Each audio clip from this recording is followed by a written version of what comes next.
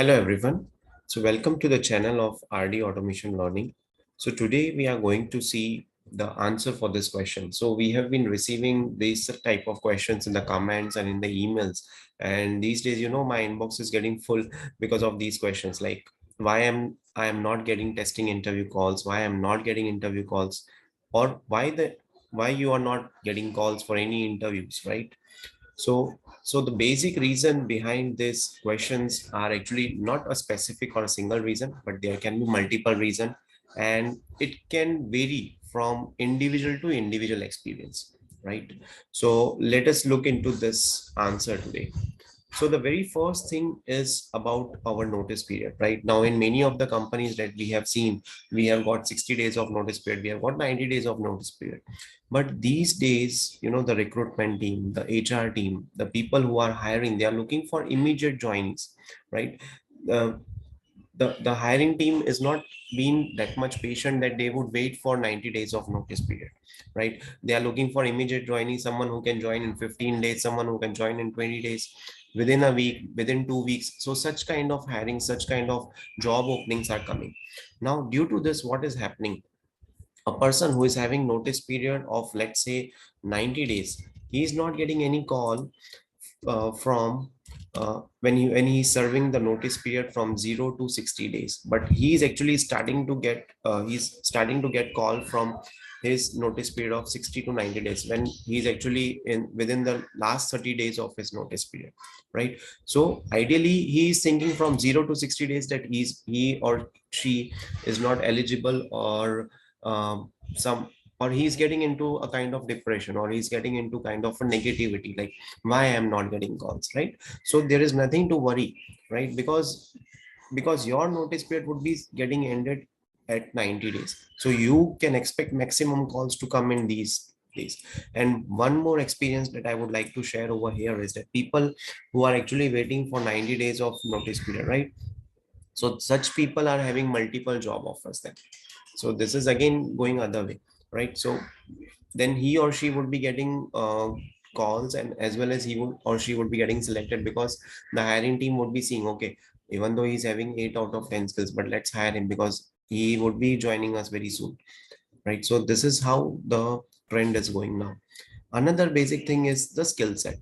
Now let's say if I'm having a skill set, or if any XYZ person is having a skill set of manual testing plus API testing, right? But the client or the team or the company in which they are looking to hire someone, they are looking for someone as a combination of manual plus automation, so that there might be some projects in which initial stage you have to do manual testing, and at a later stage you might have to do automation testing. So they are looking for combo of people of having mix of skill set, manual plus automation, right? So again, you won't be getting calls because your resume has manual testing experience only, right? Similarly, if you have automation testing experience, so definitely they would be looking if you have done some manual testing experience. So this is just one kind of example, right? This is again related to some particular job description that we might get, right? One more reason is, let's say if you are just having manual testing experience, but world is moving towards automation, right? So at least try to upgrade your skill set, do some certification, do some practice, hands-on experience, and then upload that code in the Git. So at least you can showcase that, okay, I didn't get an opportunity in my company for doing automation, but yes, on Saturdays, on Sundays, on weekends, on holidays, I had an hands-on experience on these kind of things. So I do would be able to do automation testing as well once if I get the chance. So this is how you can complete, or you can fulfill this kind of roles if they are demanding such kind of skill sets.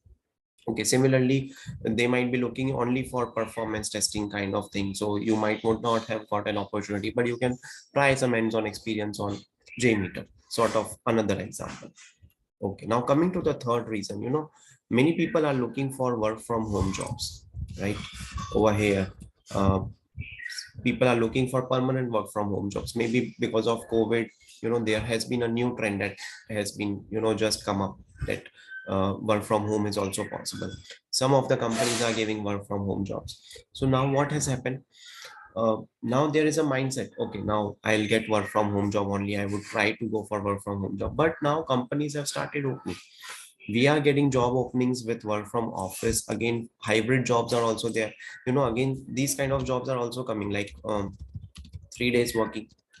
Yeah, so 3 days working, 2 days in the office, right? Kind of hybrid job, right? So it depends on company to company and your individual as well. If in your naukri.com, or if in your job portal you have uploaded such kind of things that I'm looking for permanent work from home, or some ladies, as they have some personal constraints, so they might be looking for permanent work from home, for example.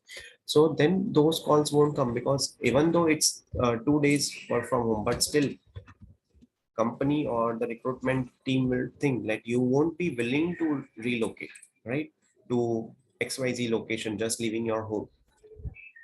So these kind of constraints have also increased. So people who are open for everything, they might expect more calls at this kind of time, at this juncture of time.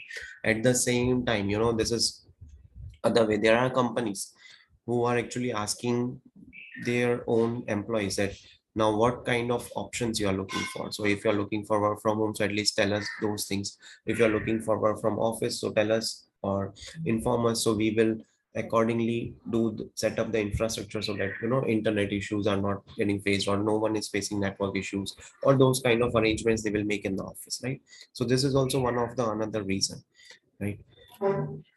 Okay, one more reason is internal hirings. Now, you all are aware that there have been a lot of attrition period was going on, right? Many of the resignations are coming up, right? So now companies are getting worried about these things. Definitely they will worry, right? Because it is difficult to hire a new person, right? And all those things, all that process right from scratch, to hire a new person, onboard him or her, and then have him into the project, confirm him the probation period and all those things. So what companies or what employers are doing, they are doing internal hirings. Let's say if someone was working in non-IT job role in some company, let's say ABC, right? He's interested in the software testing role, right? So what they would do, what this company would do, this company would see if this person is matching with a kind of experience or job description required within them, right? And then they will allow these people only to switch to these roles itself. So this will be internal hirings, right? Again, the attrition will percentage or the attrition value would go low in these kind of things, and the new person won't get involved into this kind of process because they are doing internal hirings. So you might see that they would have posted such kind of job role on their website, but then their internal employee only came to know, okay, this kind of job role of my company is looking for. So he or she would be having a word with the delivery manager, project managers, their own leads, and further they will take it with the HR, this kind of discussions, and they will do internal hirings. So these things are also happening, right? And companies don't want to lose their own employees, so they are allowing these things to happen. And this is a win-win situation again for both the sides. The companies who are looking for to fill the new kind of roles, and then they are getting their older employees only to be kind of satisfied with the new roles. So this is also one of the reason. Fifth, and the very important reason, is the keywords that you have used in your resumes, right? In many of the mock interviews that we have seen, we have been receiving CVs. So what we are looking is, let's say a person is looking for automation testing role or some kind of software testing role, and he has been working in automation, right? He has been doing Selenium, but in his resume, some important keywords like, Selenium, then TestNG, Maven, POM. So these kind of keywords are very important, right? Now those days are gone when an individual, a recruiter or some kind of talent acquisition team will manually source your resume, right? Let's say they will source your resume right from first to third page. Those days are gone. Currently, the world has moved towards the bots. Every company has got some bots which will search the resume, select the profile based on the keywords that they would have got. So let's say if they are looking for someone in the DevOps, So they would be having some keywords like having experience in Jenkins or Azure DevOps or Azure Ops, right? Then they are looking for someone for automation testing. So they would be having some keywords like Selenium, Java, Maven, right? POM.